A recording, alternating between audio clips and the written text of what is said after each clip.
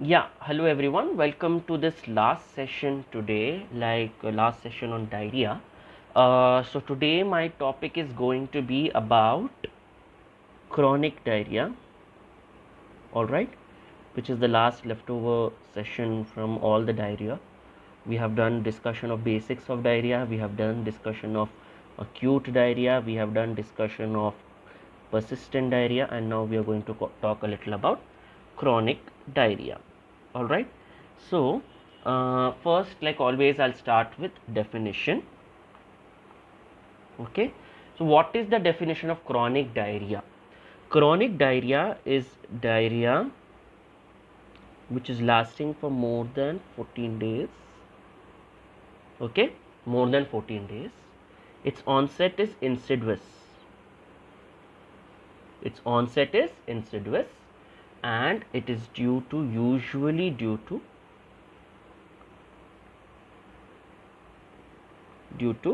non-infectious cause. Okay, it's due to a non-infectious cause, and almost all patients need to be ruled out for a malabsorptive state.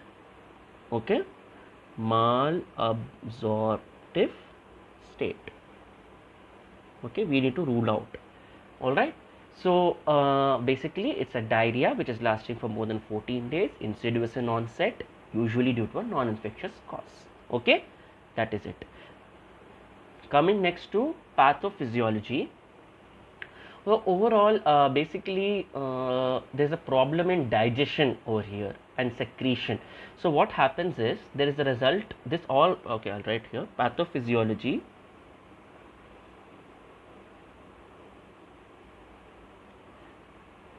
So this is resulting from breakdown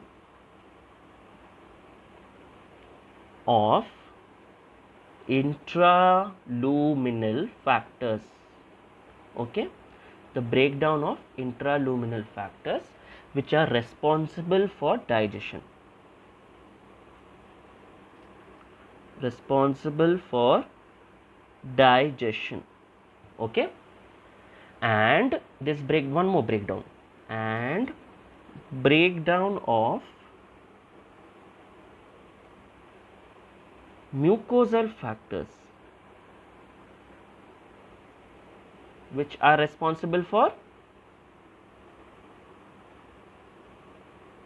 both digestion and secretion.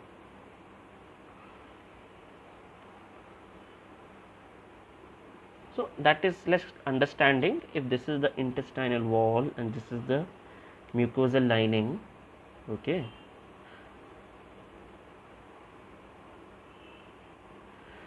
so basically there are two things which are getting affected here.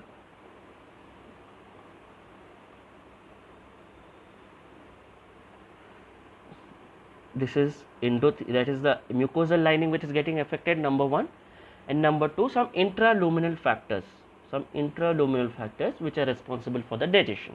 So affection of these is causing the main pathophysiology behind the chronic diarrhea. All right. Now coming next to the mechanisms of diarrhea, which you already have discussed in various videos, just little revision you can say. What are the mechanisms of diarrhea here? So first one will be like osmotic diarrhea. Osmotic diarrhea. So in this, what happening? This is due to undigested nutrients. Undigested nutrients which are increasing the intraluminal,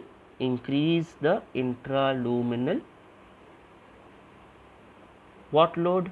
Osmotic load. That is solute load.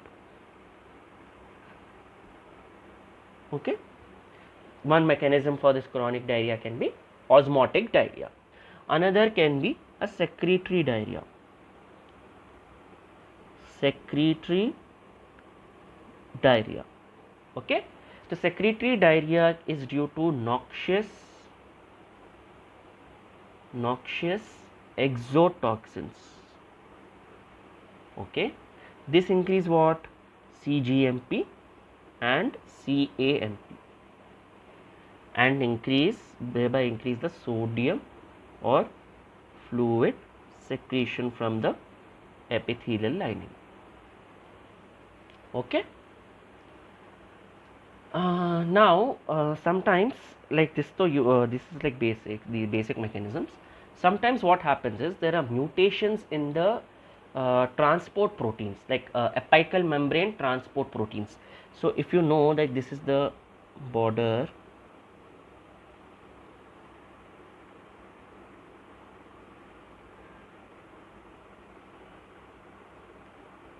so there are some apical membrane transport proteins. Okay, these apical membrane transport proteins are sometimes mutated.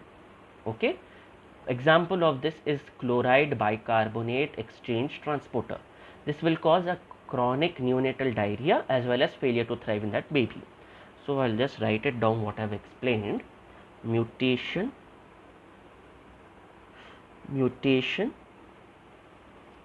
in apical membrane transport protein,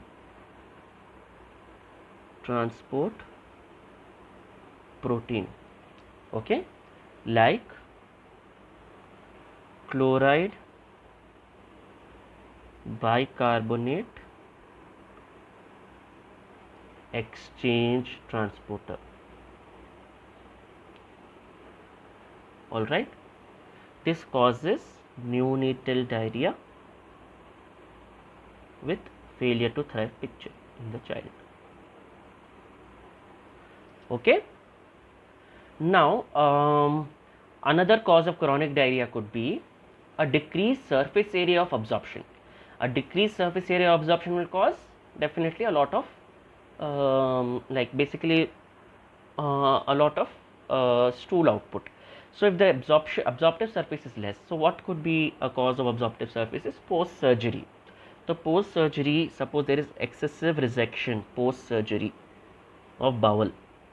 Okay, in what conditions do you think in pediatrics or in neonates, NEC, okay, or midgut volvulus, okay, midgut volvulus and intestinal atresia. In all these conditions, the post excessive resection, there may be decreased surface area.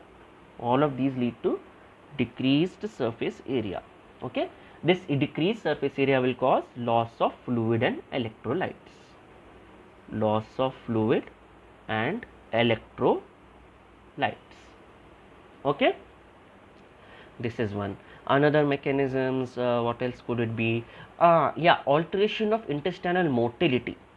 Sometimes like in some diseases like diabetes mellitus, or let's say something as common as malnutrition in India, okay, these can cause alteration of intestinal motility due to their autonomic effects and various other factors which are involved. Intestinal motility is affected and this causes a chronic diarrhea. This could cause a chronic diarrhea. And obviously last but not the least, I wanted to tell this last because this is not so difficult to remember. You should remember definitely regional or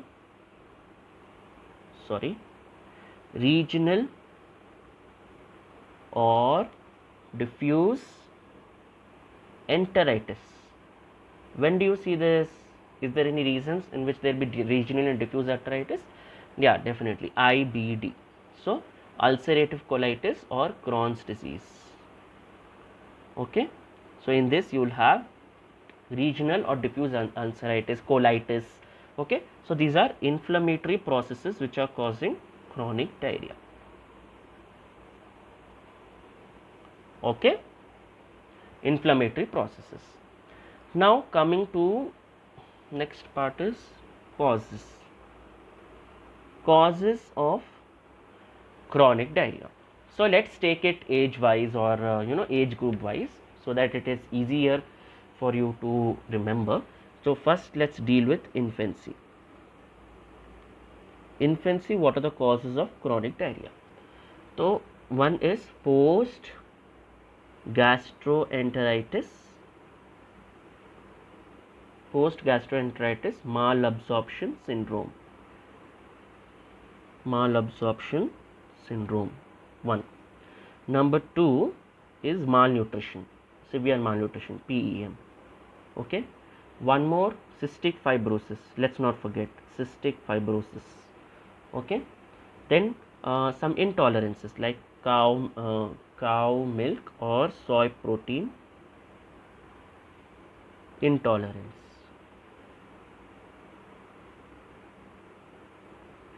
And another would be like secondary or primary disaccharidase deficiency,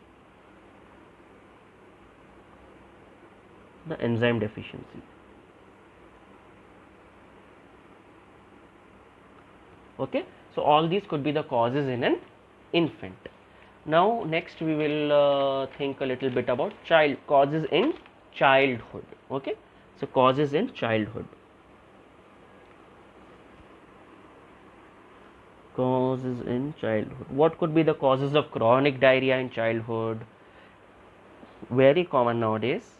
Excessive consumption of what? Carbonated drinks. Carbonated drinks or fluids. Okay, this is called as chronic non-specific diarrhea. Okay, chronic non-specific diarrhea. We even discussed secondary disaccharidase deficiency because primary won't present in childhood. Primary will present only in infancy. So this will be secondary disaccharidase deficiency. Then another, intestinal parasites. Easier to remember, intestinal parasites may cause chronic diarrhea in childhood. Yes. Then again post gastroenteritis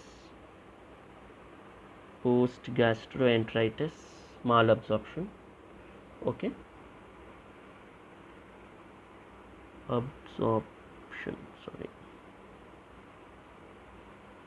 Okay, post gastroenteritis malabsorption. Other causes, celiac disease, cystic fibrosis, tropical sprue,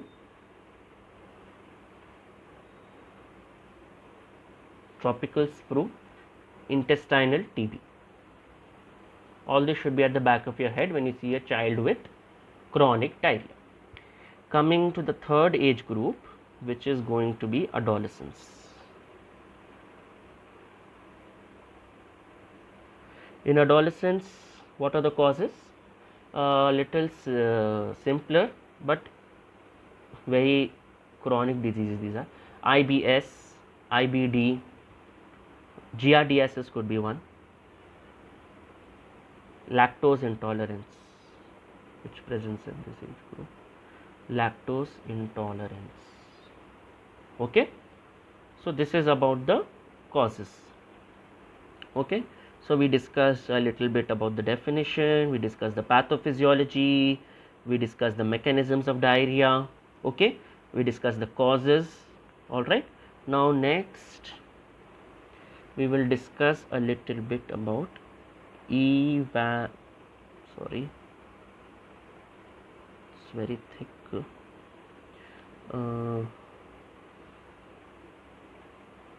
Okay, next we will discuss about evaluation of a case of chronic diarrhea. How do we evaluate a case of chronic diarrhea? Okay, so how do we go about? Like, are there any stepwise investigation we need to do, or we need to just as soon as the case comes, so many investigations, or one by one? So definitely there's a protocol here, so you need to go phase wise. Okay, here we'll go phase wise. So in phase 1 investigations, which are the basic investigations we'll do, like you do tier 1 investigations, tier 2, tier 3, like that, just like that. Phase 1 investigations, phase 2 investigations, phase 3 investigations, phase 4 investigations we'll do. Okay, so in phase 1 investigations we'll basically not investigations, basically evaluation. Phase 1 evaluation, clinical history, So sorry. Clinical history. You will be taking the clinical history with specific amount of fluid ingested per day.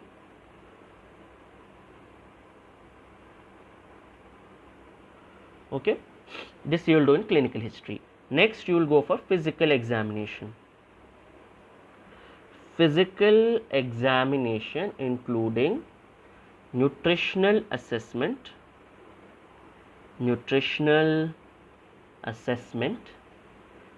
okay, stool examination. In stool examination, again I want to stress upon what is important: pH, presence of any reducing substances, okay, smear for stool, smear for pus cells, that is WBC count, okay, fat, ova, fat globules, ova, cysts, parasites, okay, all this we need to see. Stool culture.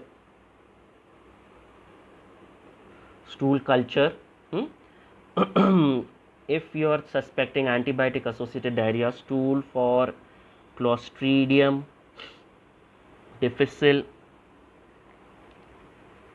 toxin, okay, and certain blood studies you can do in phase 1. What blood studies? Basic, like complete blood picture, ESR, serum electrolytes, and blood urea nitrogen, serum creatinine, okay, all this you can do in the phase 1.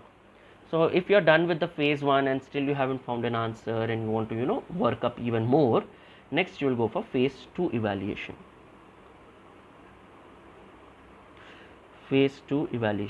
What do we see in phase 2? We will see sweat chloride test, which is used to diagnose cystic fibrosis.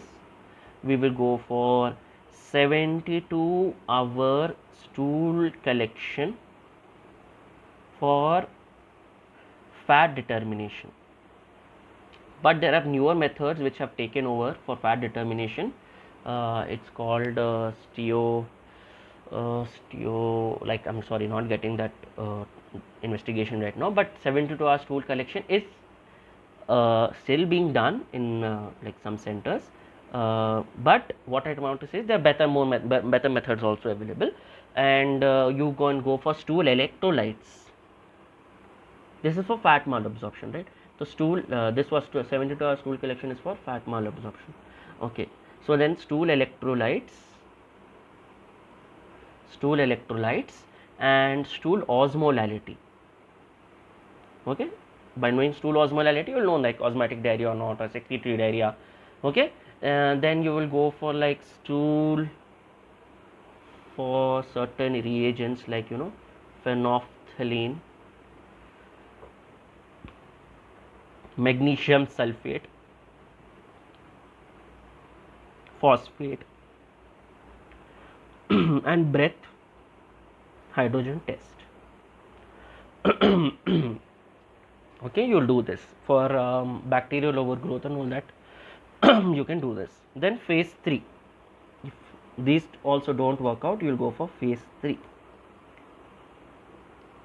In phase 3 you will go for endoscopic studies. And endoscopy, when you do, what can you do? You can do small bowel biopsy. Can be done. In endoscopy, if you do sigmoidoscopy, you can do colonoscopy, okay, along with biopsies. And one more thing which you can do in phase 3 is barium studies, okay. So this includes phase 3 investigations and workup, and last would be phase 4. In phase 4 you will go for something like even more rarer, okay, rarer causes, so like VIP associated diarrhea and all these things. So you'll go for hormonal studies,